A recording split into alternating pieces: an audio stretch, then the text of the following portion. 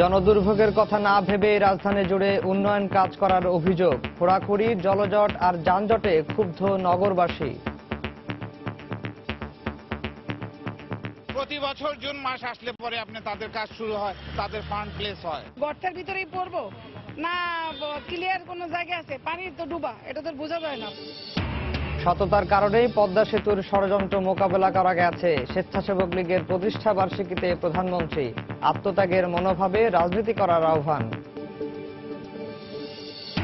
অতি উৎসাহী রাজনীতিবিদদের কারণেই প্রশাসনের উপর নেতিবাচক প্রভাব, বলছেন সাবেক আমলারা। প্রবণতা পরিবর্তনের তাগিদ। দুর্নীতিতে সবাই প্রত্যক্ষ পরোক্ষভাবে নিমজ্জিত, ক্ষমতাবানরাই সবচেয়ে বেশি দুর্নীতিবাজ, দুদকে অর্থমন্ত্রী। দেশের সব মানুষ দুর্নীতিতে অংশগ্রহণ করে, অনেক সময় বাধ্য হয়ে দুর্নীতিতে অংশগ্রহণ করতে হয়। এবং চলতি বছরের প্রথম 7 মাসে বিদেশে গেছেন 6.5 লাখ কর্মী। প্রতারণা বন্ধে দূতাবাসের সক্ষমতা বাড়ানোর পরামর্শ।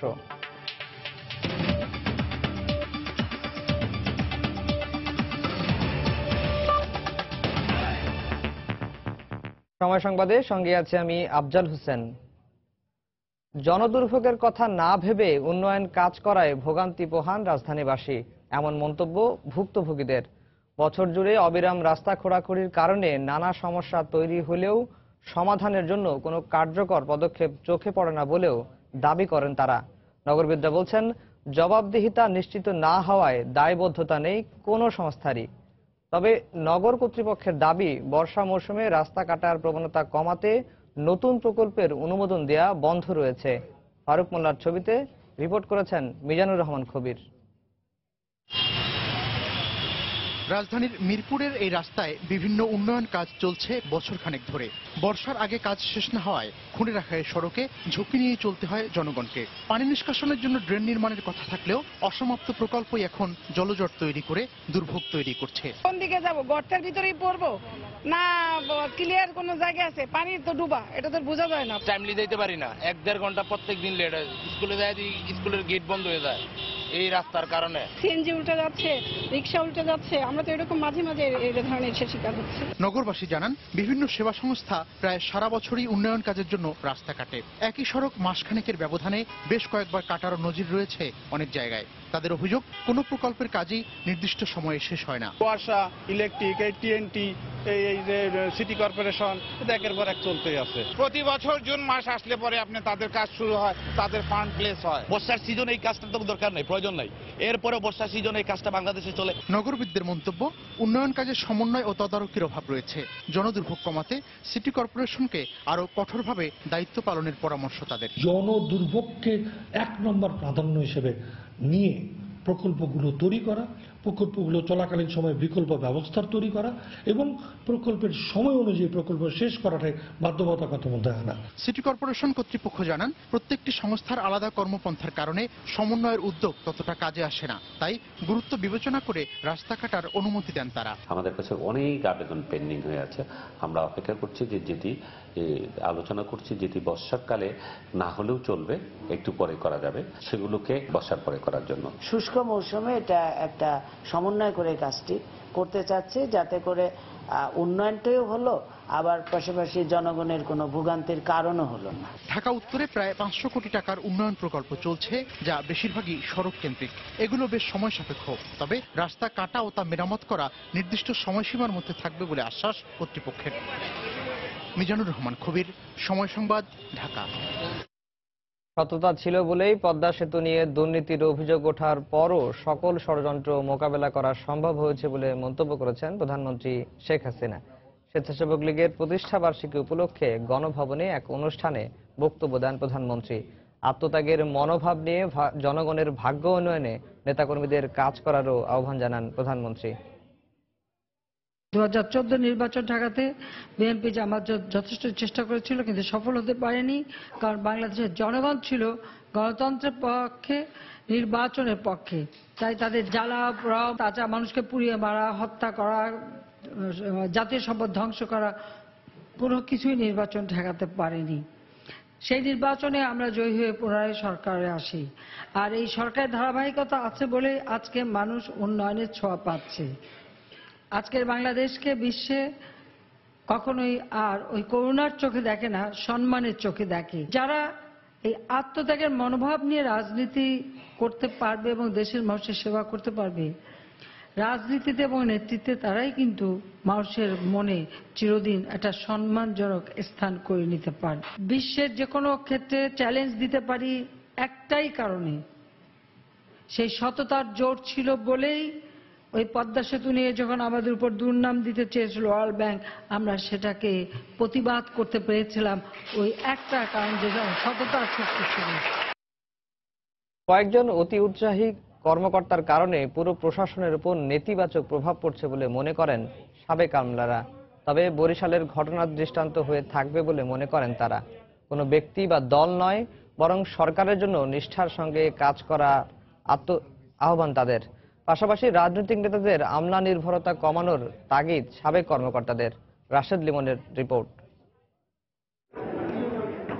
সম্প্রতি বরগুনায় এক ইউনোর বিরুদ্ধে বঙ্গবন্ধুর ছবি বিকৃতির অভিযোগে মানহানির মামলায় তোলপাড় পুরো দেশ।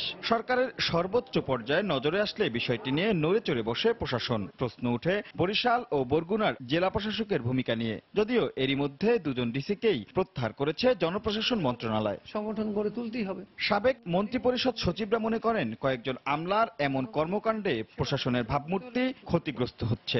এক্ষেত্রে বিশেষ ব্যক্তি বা মহলকে খুশি করতে তাদের অতি উৎসাহী মনোভাবকেই দুষছেন তারা।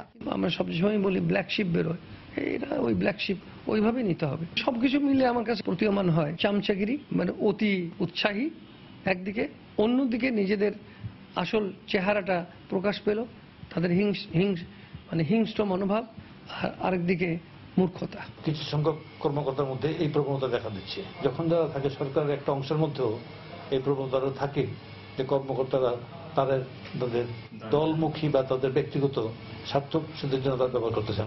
তবে এ ঘটনায় তড়িৎ ব্যবস্থা নেয় কর্মকর্তাদের এমন কর্মকাণ্ডে নিরুৎসাহিত করবে বলে মনে করেন তারা। পাশাপাশি আমলাদের ব্যবহার করে রাজনীতি না করতে রাজনৈতিক নেতাদের প্রতি আহ্বান তাদের। অপকর্ম করার আগে তারা 2-3 বার চিন্তা করবেন যে না, আমি এমন কিছু করতে পারি না যাতে আমার যে ইনস্টিটিউশন, ডেপুটি কমিশনার তো একটা ইনস্টিটিউশন, এই তার প্রাতিষ্ঠানিক ভাবমূর্তি নষ্ট হবে, এটা করবেন না কেউ। বঙ্গবন্ধু কখনো সরকারি কর্মচারীদের উপর নির্ভর করে রাজনীতি করেন নাই। শেরে বাংলা সরোয়ার্দী কখনো তাদের উপর নির্ভর করে রাজনীতি করেন নাই। তারা রাজনীতি করেছেন জনগণকে সাথে নিয়ে। তাহলে এই জাতীয় নেতারা কেন সরকারি অফিসারদের সাথে নিয়ে রাজনীতি করতে চান? এটা তো অযাচিত।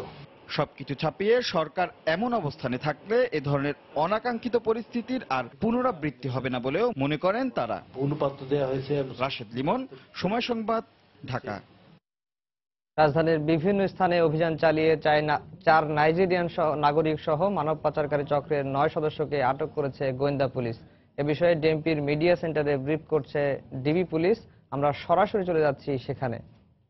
এটা নিয়ে একটা কাজ করছি। এটা নিয়ে টোটালি গত 5 বছরে আমরা স্ট্যাটিস্টিক্স নিচ্ছি।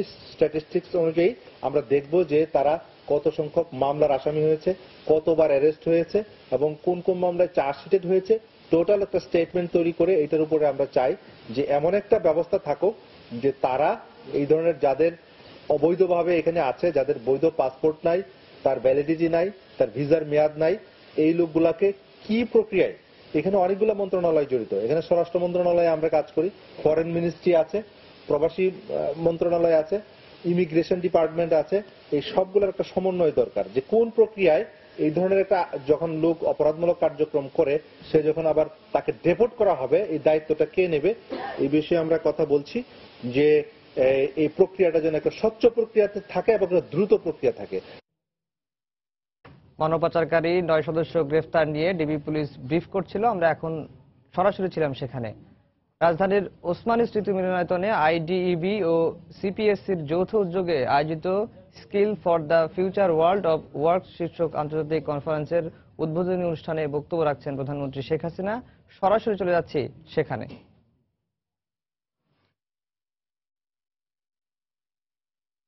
অন্তর্ভুক্ত করায় আমি আয়োজক সংস্থা আইডিইবি ও সিপিএসসি কে আন্তরিক ধন্যবাদ জানাচ্ছি। সুধীবৃন্দ, প্রযুক্তির নতুন নতুন আবিষ্কার এবং বহুমাত্রিক কল্যাণে বিশ্বব্যাপী মানুষের জীবনমানে প্রতিনিয়ত পরিবর্তন আসছে। জীবন ঘনিষ্ঠ প্রযুক্তির ব্যবহার বৃদ্ধি পেয়েছে, উৎপাদন প্রক্রিয়ায় দ্রুত পরিবর্তন হচ্ছে, ফলে প্রতিটি দেশে অভ্যন্তরীণ ও বিশ্ব কর্মজগতে কর্মীর, বিশেষ করে দক্ষ কর্মীর স্বল্পতা বিরাজমান। দক্ষতাই বিশ্বব্যাপী টেকসই উন্নয়ন ও কাজের নিশ্চয়তা দিতে পারে। তাই বিজ্ঞান ও প্রযুক্তিকে কাজে লাগিয়ে দারিদ্র্য হ্রাস এবং মানুষের জীবনমানের উন্নয়ন ত্বরান্বিত করা এখন বিশ্বের অন্যতম মূল লক্ষ্য। মানুষের কল্যাণে প্রযুক্তির গণমুখী ব্যবহার জীবনমানে বৈপ্লবিক পরিবর্তন এনেছে, মানুষের গড় বৃদ্ধি পেয়েছে।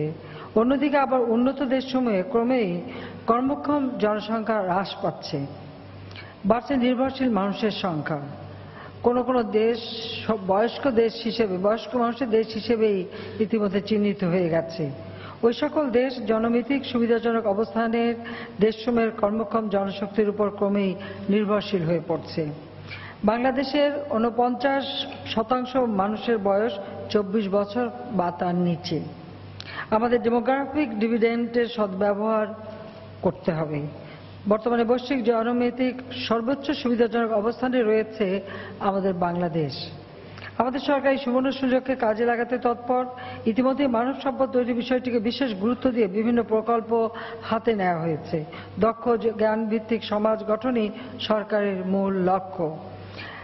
বঙ্গবন্ধু শেখ মুজিবুর রহমান 1974 সালে আমাদের যে শিক্ষা কমিশন গঠন করে শিক্ষা নীতিমালা প্রণয়ন করেছিলেন, এই শিক্ষা কমিশন গঠন করে সেই শিক্ষা কমিশনকে তিনি নির্দেশ দিয়েছিলেন কারিগরি শিক্ষাকে যেন সবথেকে গুরুত্ব দেওয়া হয়।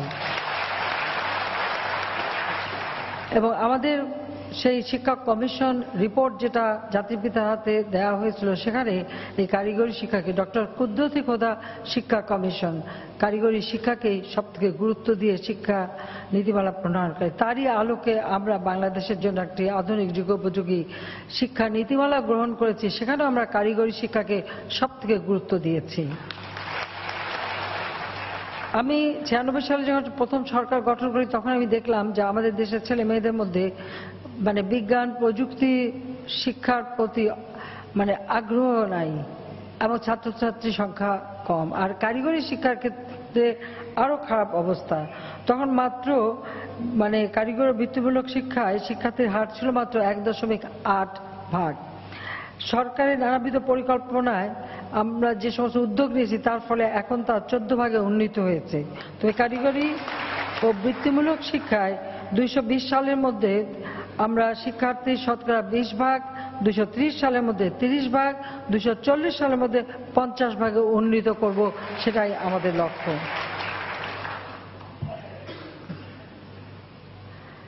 তবে কারিগরি শিক্ষাকে আধুনিক এবং যুগোপযোগী করতে হবে, যেন বিশ্বের সাথে তাল মিলিয়ে আমরা চলতে পারি। আমি সবসময় একটা কথা বলি, অনেকে আমাদের দেশের জনসংখ্যা বেড়ে যাচ্ছে নিয়ে উদ্বেগ প্রকাশ করে, কিন্তু আমার কথাটা হচ্ছে জনসংখ্যা বৃদ্ধি এটা খুব একটা উদ্বেগজনক ব্যাপার না। যদি আমরা তাদেরকে শিক্ষা দীক্ষা দিয়ে তৈরি করতে পারি, তো তারাই হচ্ছে আমাদের মূল সম্পদ। জনসম্পদই আমাদের সবথেকে বড় সম্পদ। স্বাধীনতার পর জাতির পিতা তার এক বক্তৃতায় বলেছিলেন যে আজকে আমার গোলায় ধান নাই, আমার ক্ষেতে ফসল নাই, আমার রিজার্ভ মানি নাই, রাস্তাঘাট পুল ব্রিজ সবকিছু ধ্বংসপ্রাপ্ত স্বাধীনতার পর, কিন্তু আমার আছে জনশক্তি। এই জনশক্তিকে কাজে লাগিয়ে আমি যুদ্ধ বিধ্বস্ত দেশ গড়ে তুলব। এটা ছিল জাতির পিতার বক্তব্য। আমরা সেটাকেই বিশ্বাস করি যে জনশক্তি আমাদের জনসম্পদ। এই সম্পদকে আমাদেরকে আরো ভালোভাবে শিক্ষা দীক্ষায় উন্নত করে গড়ে তুলতে হবে, সেদিকে লক্ষ্য রেখে। আর সেই জনশক্তি সেটা শুধু ছেলেরা না, ছেলে মেয়ে উভয়ই যেন সমানভাবে শিক্ষিত হতে পারে, সেদিকে আমরা বিশেষভাবে দৃষ্টি দিয়েছি।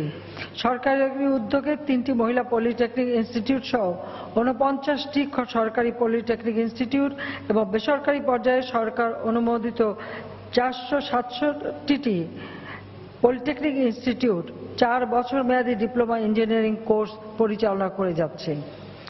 সরকার প্রতিটি পলিটেকনিক ইনস্টিটিউটে দ্বিতীয় শিফট আমরা চালু করেছি। অবশিষ্ট 23টি জেলায় আমরা বিশ্বমানের পলিটেকনিক ইনস্টিটিউট স্থাপন করার পরিকল্পনা গ্রহণ করেছি।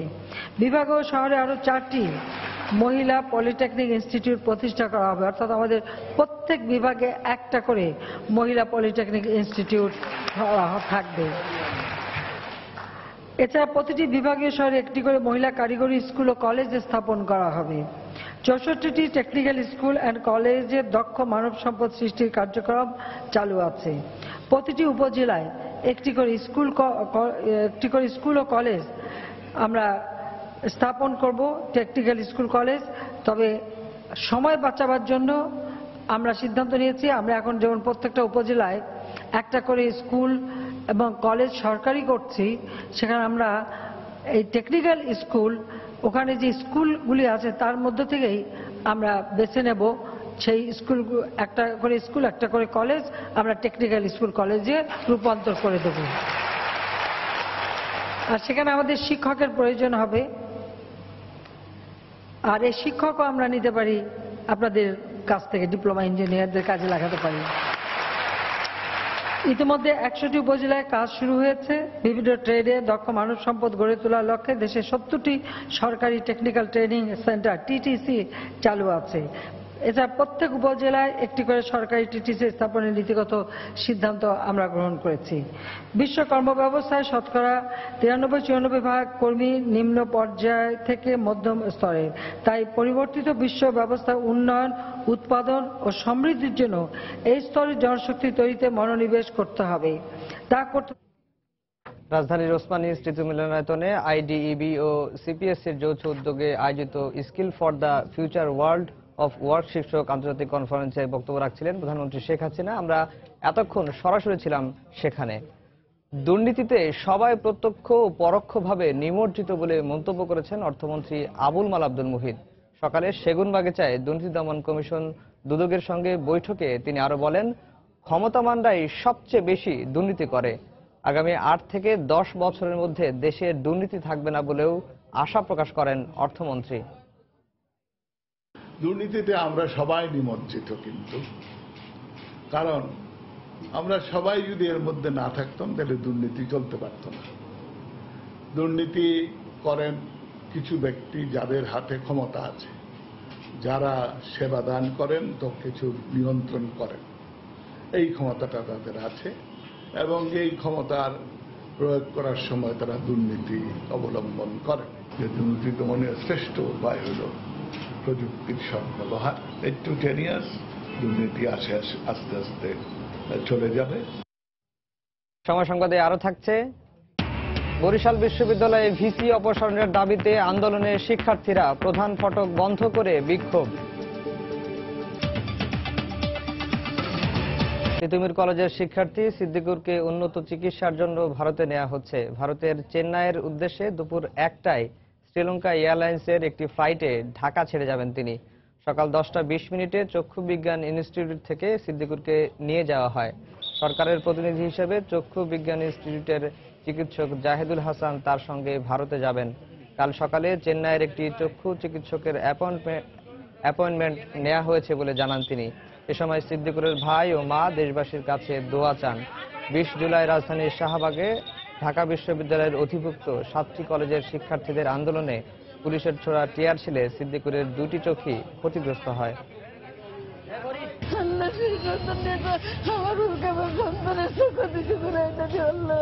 আমার ভাইরা আবার চোখ যাতে আবার ভাইরা সুন্দরভাবে দেখতে পারেন, মানে এটাই আমার সকলের কাছে দোয়া চাই। রাষ্ট্রের সর্বোচ্চ মহল সবসময় আমার খোঁজ খবর নিচ্ছে। প্রশাসন এবং রাষ্ট্রের থেকে কোনো ত্রুটি উপলব্ধি করতে পারি নাই। প্রশাসন আমার প্রতি খুবই সদয় ছিল। আগে যে চোখটা যেটা একটি ব্যাডলি ড্যামেজ ছিল ওটাই তো আমরা আশা করি না। অন্য চোখটার ব্যাপারে এখন আগে যেরকম একটু আলো দেখতেন ওই আলোই দেখে, ওটা যাওয়ার পরে হয়তো আমরা সার্জারি প্ল্যান করার পরে বোঝা যাবে তার রেজাল্টটা কতটুকু আসছে। প্রবল বর্ষণ এবং জোয়ারের মতো টানা প্রাকৃতিক দুর্যোগের কারণে দেশের ধস নেমেছে আন্তর্জাতিক রফতানি বাণিজ্যে। দুর্যোগপূর্ণ আবহাওয়ার কারণে 1 সপ্তাহ ধরে বন্দরের বহিনঙ্গরে মাদার ভেসেল থেকে পণ্য খালাস করা যায়নি। বিশেষ করে চাল, গম, চিনির মতো ভোগ্যপণ্য খালাস না করে দিনের পর দিন বসে থাকতে হচ্ছে 100-এরও বেশি মাদার ভেসেলকে। প্রতিটি জাহাজকে দিনে $14,000 করে জরিমানা গুনতে হচ্ছে। বিস্তারিত জানাচ্ছেন কমল দে। দেশের 92% আমদানি সম্পন্ন হয় চট্টগ্রাম বন্দর দিয়ে। কন্টেইনারবাহী জাহাজগুলো বন্দরের প্রধান জেটিতে অবস্থান নিয়ে পণ্য খালাস করে, কিন্তু গভীরতার কারণে যেসব জাহাজ বন্দরের প্রধান জেটিতে ভিড়তে পারে না সেগুলো বহির্নোঙরে অবস্থান নিয়ে লাইটারের জাহাজের মাধ্যমে পণ্য খালাস করতে হয়।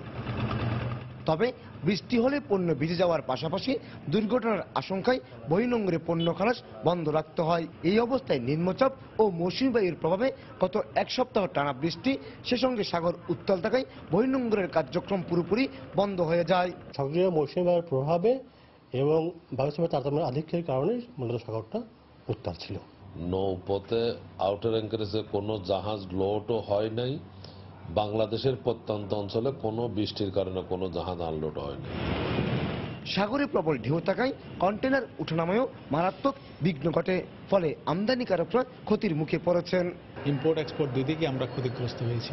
আর জাহাজের গড় সময় যেটা আমরা বলি সেটাকে কখনো 5 দিন 6 দিন থেকে বেড়ে 10-12 দিন পর্যন্ত হয়ে গেছে। এটা শুধুমাত্র যে ব্যবসায়ীদেরকে ক্ষতিগ্রস্ত হচ্ছে সেটা না, অর্থনীতির উপর একটা বড় ধরনের নেতিবাচক প্রভাব পড়তেছে। একদিকে আমরা ড্যামারেজ দিচ্ছি, আর আরেকদিকে আমাদের বিদেশে আমাদের একটা নেতিবাচক ইম্প্যাক্ট ক্রিয়েট হচ্ছে। লাগাতার বৃষ্টির কারণে বন্দরের পণ্য ওঠানামা যেমন ব্যাঘাত সৃষ্টি করেছে, তেমনি যন্ত্রপাতিও নষ্ট হয়েছে অনেক। যন্ত্রপাতি তো ইটস এ গ্রিজি, একটা গ্রিজ দেওয়া তৈলাক্ত ইসের মধ্যে চলে, এবং এটি যখন বৃষ্টিপাত বেশি হয় তখন দেখা যায় এর মসৃণ ভাবটি কমে যায়, তখন এটি বিকল হওয়ার রেট বেড়ে যায়। বুধবার সন্ধ্যা পর্যন্ত চট্টগ্রাম বন্দরের বহির্নোঙরে 111টি জাহাজের অবস্থান থাকলেও পণ্য খালাস করছে মাত্র 19টি জাহাজ। কমল দে, সময় সংবাদ, চট্টগ্রাম। বরিশাল বিশ্ববিদ্যালয়ে ভিসির অপসারণের এক দফা দাবিতে আন্দোলন অব্যাহত রেখেছে শিক্ষার্থীরা। সকাল থেকে বিশ্ববিদ্যালয়ের প্রধান ফটক বন্ধ করে বিক্ষোভ শুরু করেন তারা। আগের আলটিমেটাম অনুযায়ী সকাল 10টা পর্যন্ত অপেক্ষা করে শিক্ষার্থীরা। তবে এ পর্যন্ত প্রশাসনের পক্ষ থেকে দাবি পূরণের কোনো আশ্বাস না পাওয়ায় ভিসি অপসারণের এক দফা দাবিতে আন্দোলন শুরু করেন তারা। এর আগে সকালে বিশ্ববিদ্যালয়ের প্রশাসনিক ভবনের নিচতলায় 3টি গেটে তালা লাগিয়ে দেন শিক্ষার্থীরা জানান, বিশ্ববিদ্যালয়ের সাম্প্রতিক নিয়োগ বিজ্ঞপ্তিতে মুক্তিযোদ্ধা কোটা না রাখা সহ বিভিন্ন দাবিতে আন্দোলনের সূত্রপাত হয়। পরবর্তীতে শিক্ষার্থীদের বিভিন্ন দাবি এই আন্দোলনে যুক্ত হয়। এদিকে ক্যাম্পাসে যে কোনো ধরনের অস্থিতিশীল পরিস্থিতি নিয়ন্ত্রণে অতিরিক্ত পুলিশ মোতায়েন করা হয়েছে। সময় সংবাদে আরো থাকছে, বন্যায় ভাসছে ভারতের বিভিন্ন অঞ্চল, গুজরাট, আসামে অন্তত 200 জনের মৃত্যু। এবং চট্টগ্রামে ভেন্যু পরিদর্শন করলেন অজি প্রতিনিধি দল। নিরাপত্তা নিয়ে সন্তোষ, টিম অস্ট্রেলিয়ার সফরের বিষয়ে আশাবাদ। হজযাত্রার চতুর্থ দিনেও অভিযোগের কমতি নেই সরকারিভাবে হজ পালন করতে যাওয়া যাত্রীদের। বিশেষ করে ব্যাগ সরবরাহের ক্ষেত্রে অনিয়মের অভিযোগ করেছেন তারা। তবে সঠিক সময়ে ছেড়ে গেছে দিনের প্রথম হজ ফ্লাইট। সকাল 10:30টায় 418 জন যাত্রী নিয়ে বিমান বাংলাদেশের একটি ফ্লাইট ছেড়ে যায়। এ নিয়ে গত 4 দিনে সরকারিভাবে এ পর্যন্ত 3683 জন যাত্রী হজ পালনের জন্য ঢাকা ছেড়েছেন। এছাড়া দুপুর 2টায় 419 জন যাত্রী নিয়ে বাংলাদেশ বিমানের আরেকটি ফ্লাইট ছেড়ে যাওয়ার কথা রয়েছে। চলতি বছর বাংলাদেশ থেকে 1,27,198 যাত্রী হজ পালন করতে সৌদি আরব যাওয়ার কথা রয়েছে, যার মধ্যে 4200 জন যাবেন সরকারি উদ্যোগে।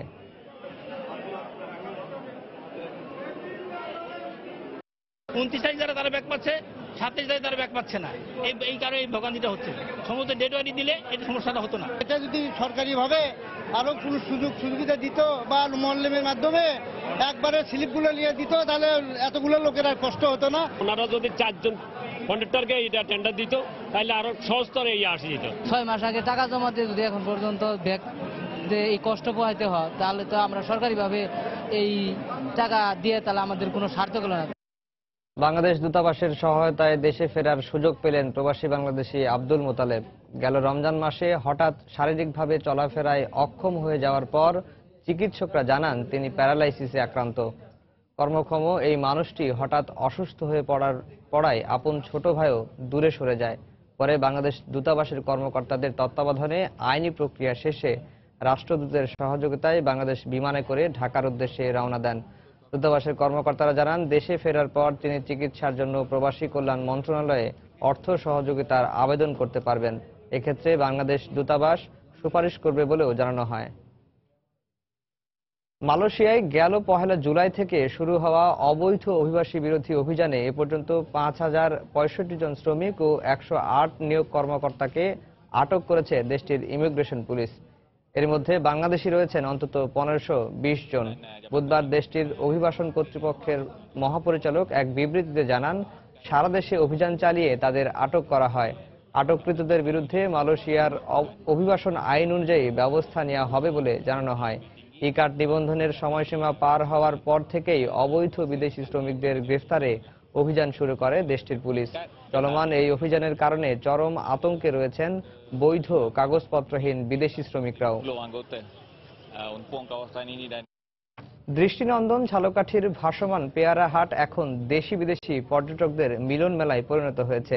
দেশের সবচেয়ে সম্ভাবনাময় ব্যাকওয়াটার ট্যুরিজমের কেন্দ্র এটি, কিন্তু আজও গড়ে ওঠেনি পর্যটকদের জন্য হোটেল বা মোটেল সহ অন্যান্য সুযোগ সুবিধা। তাই প্রকৃতি মুগ্ধ করলেও দূর দূরান্তের পর্যটকরা হতাশ। ঝালকাঠির প্রতিনিধি পলাশ রায়ের তথ্য ছবি নিয়ে ডেস্ক রিপোর্ট। দেশের ব্যাকওয়াটার ট্যুরিজমের অন্যতম কেন্দ্র ঝালকাঠি সদর উপজেলার ভীমরুলি খালের উপরের পেয়ারার ভাসমান হাট। প্রকৃতির মনোরম দৃশ্য উপভোগ করতে পেয়ারার মৌসুমে ছুটে আসেন দেশ বিদেশের ভ্রমণ পিপাসুরা। কিন্তু পর্যটকদের জন্য বিশ্রামাগার, রেস্তোরাঁ সহ প্রয়োজনীয় সুযোগ সুবিধা গড়ে না ওঠায় দুপুরের মধ্যেই চলে যেতে হয় তাদের। অনেক সুন্দর সুন্দর ফলের বাগান, পেয়ারার বাগান, এগুলি দেখলে মনটা ভরে যায়। এখানে যে রেস্টরুমের ব্যবস্থা বা খাবারের যে ব্যবস্থা, তো ওগুলো আরো বেটার হলে মনে হচ্ছে ভালো হতো। এখানকার ফ্যাসিলিটিস গুলো যদি তারা আরেকটু ইনক্রিজ করে দেয় তাহলে পর্যটকদের জন্য আরো সুবিধা হবে। আমরা আসলে ব্যাপারগুলোকে তুলে ধরতে পারি না, আসলে এটাই সমস্যা, মূল সমস্যা। যদি আমরা সবকিছু তুলে ধরতে পারি তাহলে ঠিক এইটাও ওদের চেয়ে বেটার হবে। আমি জানতাম না যে এখানে এত সুন্দর ভাসমান বাজার আছে। এটা আসলেই খুব সুন্দর, আমার খুব ভালো লেগেছে দেখতে।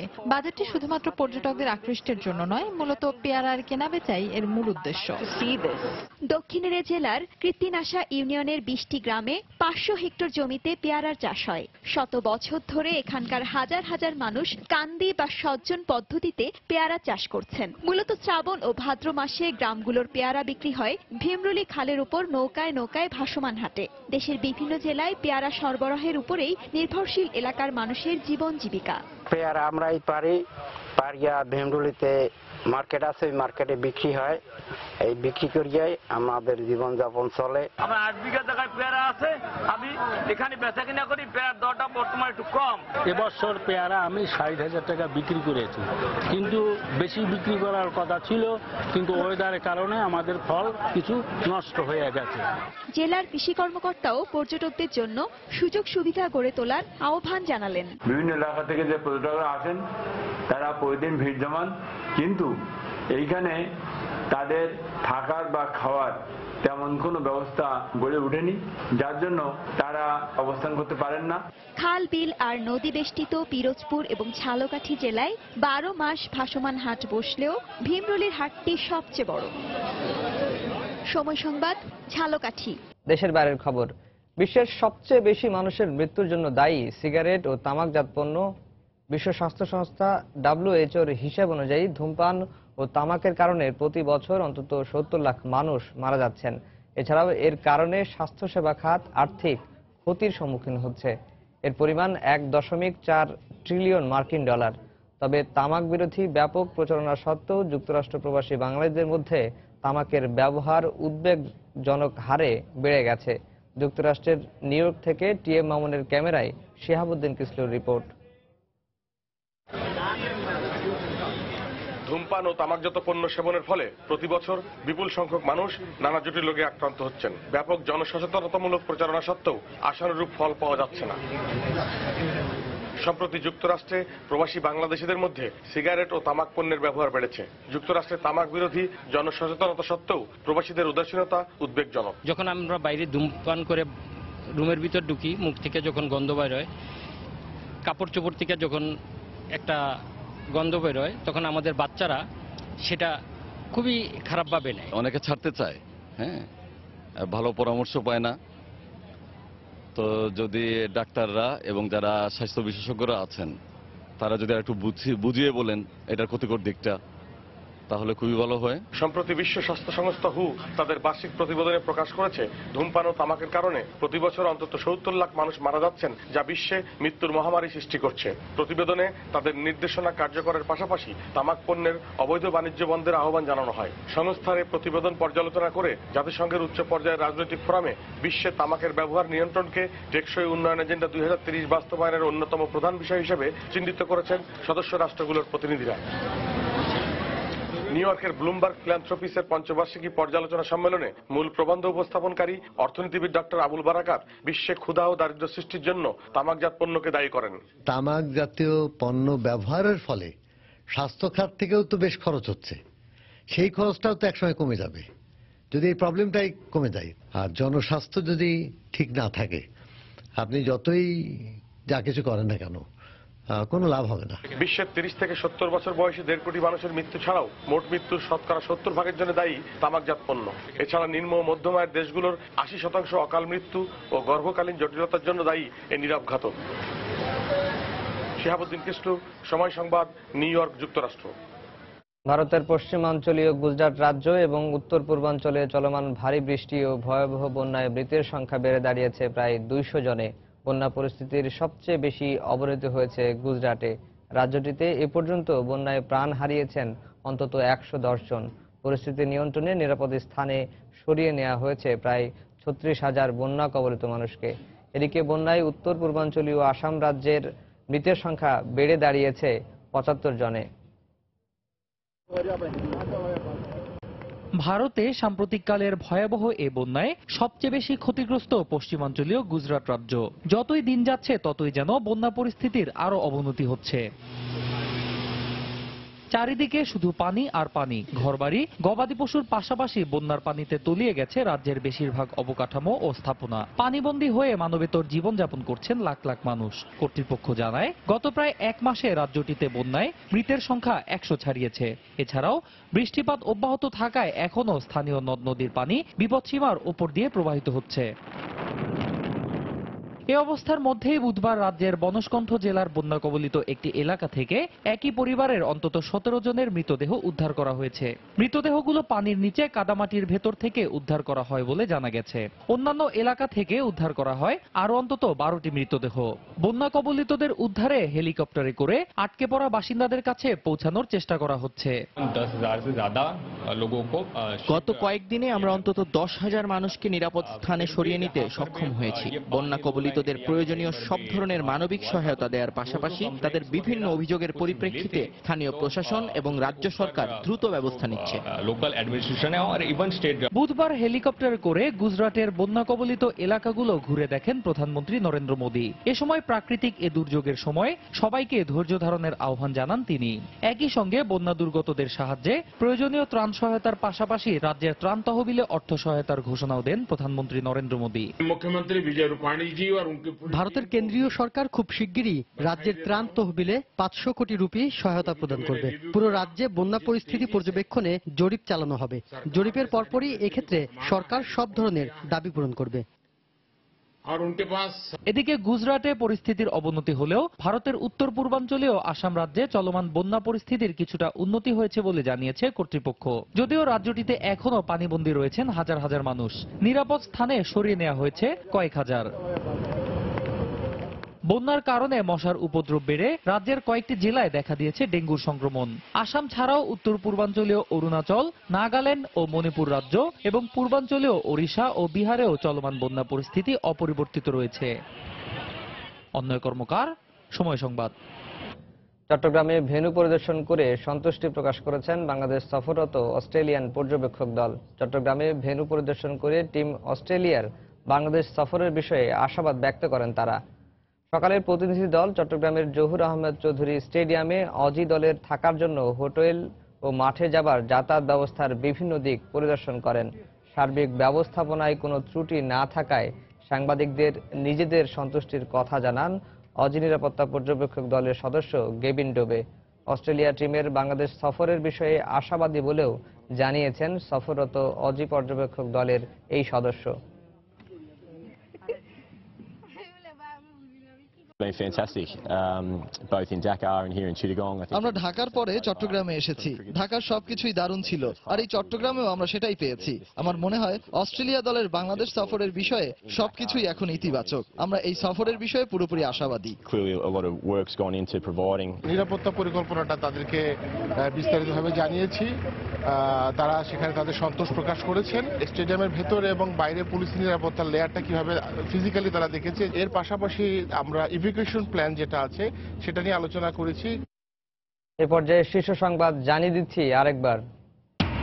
জনদুর্ভোগের কথা না ভেবে রাজধানী জুড়ে উন্নয়ন কাজ করার অভিযোগ, খোঁড়াখুড়ি, জলজট আর যানজটে ক্ষুব্ধ নগরবাসী। প্রতি বছর জুন মাস আসলে পরে আপনি তাদের কাজ শুরু হয়, তাদের ফান্ড প্লেস হয়। গর্তের ভিতরেই পড়বো না, ক্লিয়ার কোনো জায়গা আছে, পানি তো ডুবা, এটা তো বোঝা যায় না। সততার কারণেই পদ্মা সেতুর ষড়যন্ত্র মোকাবেলা করা গেছে। স্বেচ্ছাসেবক লীগের প্রতিষ্ঠা বার্ষিকীতে প্রধানমন্ত্রী আত্মত্যাগের মনোভাবে রাজনীতি করার আহ্বান। অতি উৎসাহী রাজনীতিবিদদের কারণেই প্রশাসনের উপর নেতিবাচক প্রভাব, বলছেন সাবেক আমলারা। প্রবণতা পরিবর্তনের তাগিদ। দুর্নীতিতে সবাই প্রত্যক্ষ পরোক্ষভাবে নিমজ্জিত, ক্ষমতাবানরাই সবচেয়ে বেশি দুর্নীতিবাজ, দুদকে অর্থমন্ত্রী।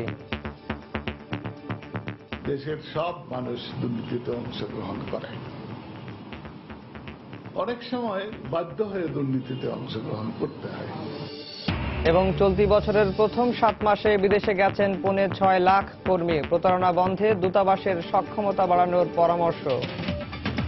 এই ছিল এখনকার মতো। যে কোনো খবর পেতে ভিজিট করুন সময়নিউজ.tv। যে কোনো বাংলা লিঙ্ক ও রবি নম্বর থেকে সময় সংবাদের খবর, অনুষ্ঠান সম্পর্কে জানতে এবং যে কোনো তথ্য সময় সংবাদকে জানাতে ডায়াল করুন 16242 নম্বরে।